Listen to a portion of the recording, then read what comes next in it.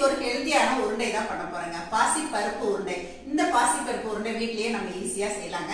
இந்த பாசி பருப்பு இளம் சிவப்பா வறுத்துட்டு தான் நம்ம பண்ண போறோம். இதை நீங்க அதிகமா செய்யற மாதிரி இருந்துச்சு அப்படின்னா வறுத்துட்டு மெஷின்ல கொடுத்து அரைச்சிட்டு வந்து நீங்க செய்யலாங்க. இதுக்கு வந்து நம்ம சுகர் போட்டும் செய்யலாம், நாட்டு சக்கரை போட்டு செய்யலாம். நான் இன்னைக்கு நாட்டு சக்கரை போட்டு தான் பண்ண போறேன். வாங்க இப்ப தேவையான பொருட்கள் எல்லாமே பார்த்துடலாம். இப்ப நம்ம பாசிப்பருப்பு உருண்டைக்கு தேவையான பொருட்கள் பார்த்துடலாங்க. பாசிப்பருப்பு, இதை நம்ம சிறுபருப்புன்னு சொல்லுவோம் இல்லைங்களா. இதை வந்து 1 கப் எடுத்திருக்கேன். அதே 1 கப் அளவுக்கு நாட்டு சர்க்கரை எடுத்திருக்கேங்க. இன்றைக்கி நான் நாட்டு சர்க்கரை வச்சு தான் செய்ய போகிறேன். நெய் 1/4 கப்புங்க. இதே கப்பில் 1/4 கப் நம்ம எடுத்துக்கலாம். அதை உருக்கி எடுத்துக்கணும். முந்திரி கொஞ்சமாக எடுத்துருக்கோம். இதை நெய்யில் வறுத்து எடுத்துக்கலாங்க. ஏலக்காய் தூள் தேவைக்கு. முதல்ல நம்ம இந்த பாசிப்பருப்பை வாசம் வர்ற வரைக்கும் வறுத்துடலாங்க. நம்ம எடுத்து வச்சுருக்க பாசிப்பருப்பை ஒரு வாணலியில் சேர்த்துடலாங்க. இந்த பாசிப்பருப்பு லேசாக செவந்து வாசம் வர்ற வரைக்கும் நம்ம வறுத்துக்கலாங்க. இந்த பாசிப்பருப்பை வறுக்கும்போது அடுப்பை மீடியம் ஃப்ளேமில் வச்சே வறுத்துக்கணுங்க.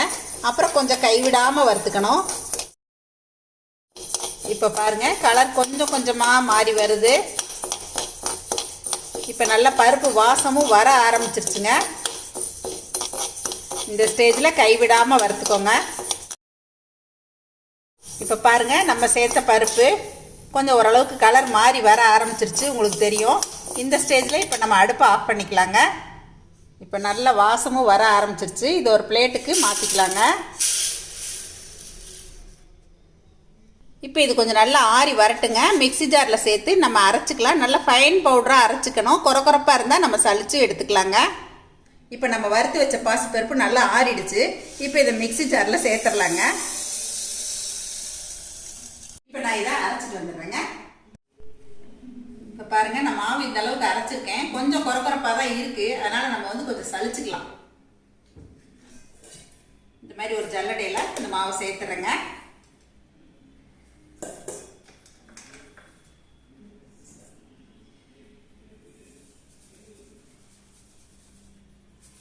சலிச்சு விட்டு நைஸா பண்ணும்போது தான் உருண்டைகள் வந்து ரொம்ப நல்லா இருக்கும். பாருங்கள், இப்போ இவ்வளோ குருணை இருக்குது. இப்போ இதை இன்னொரு முறை மிக்ஸி ஜாரில் சேர்த்துட்டு இப்போ இதை அரைச்சி எடுத்துக்கலாங்க. பாருங்கள், இதில் இருக்கிறது நல்லா ஃபைன் பவுடராக வந்திருக்கு. இதை மறுபடியும் அரைச்சிட்டு வந்துடுறேங்க. இப்போ பாருங்கள், நான் மறுபடியும் அரைச்சதையும் ஜல்லடையில் சேர்த்து சலிச்சு எடுத்துக்கலாம்.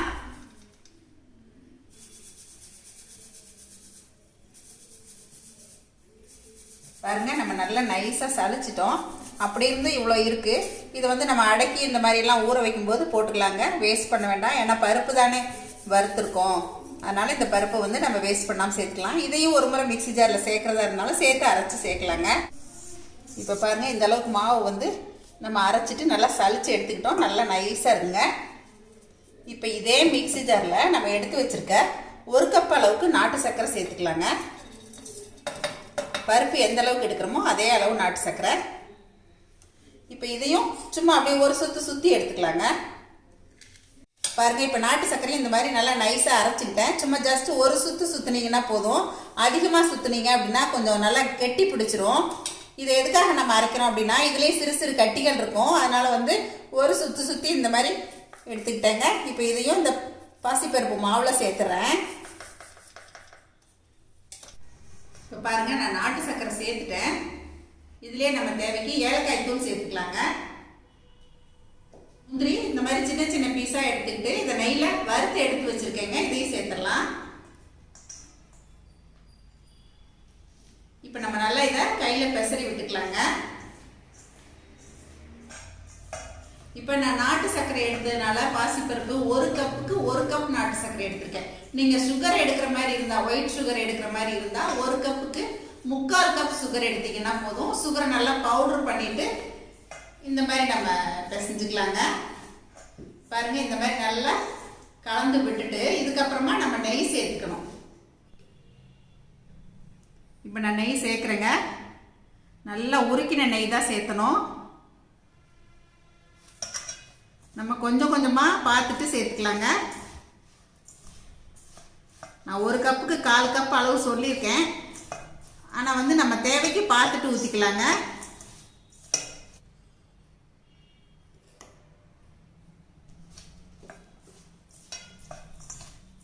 நல்லா கையில் இந்த மாதிரி பெசரி விட்டுருங்க. இந்த சர்க்கரை மாவு கலவை எல்லாமே ஒன்றா சேர்ந்து வரணுங்க. இந்த மாதிரி இப்படி பிடிச்சு பாருங்கள் உருட்டுறதுக்கு வருதான்னு. இன்னுமே கொஞ்சம் உதிருது, இன்னும் கொஞ்சம் நெய் விட்டுக்கலாம். அதான் நான் சொன்ன மாதிரி நீங்கள் 1/4 கப் ஊற்றுனீங்கன்னா தான் சரியாக இருக்கும் அளவு. இப்போ பாருங்கள் கையில் கொஞ்சம் ஒட்டி வருது. இப்போ பிடிச்சு பார்க்குறேன்.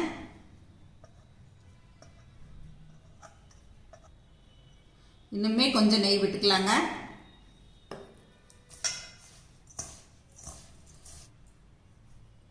இப்போ நம்ம உருண்டைகளாக பிடிச்சிடலாங்க. நல்லா உருட்டுறதுக்கு வருது.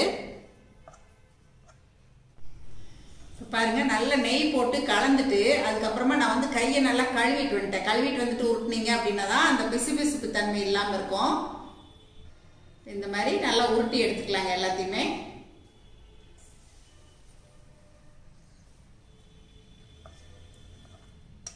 நல்லா கையில் இந்த மாதிரி உருட்டிக்கங்க.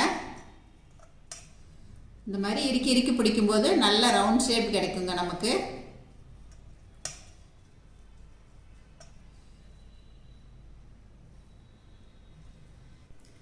இப்போ இதே மாதிரி எல்லா உருண்டைகளையும் உருட்டிட்டு வந்துடுறேங்க. பாருங்க இந்த கப்புக்கு நான் 1 கப்பு பாசிப்பருப்பு சேர்த்தேன். 200 கிராம் இருக்குங்க. இந்த 200 கிராமுக்கு 200 கிராம் நாட்டு சர்க்கரையும் எடுத்துக்கிட்டேன்.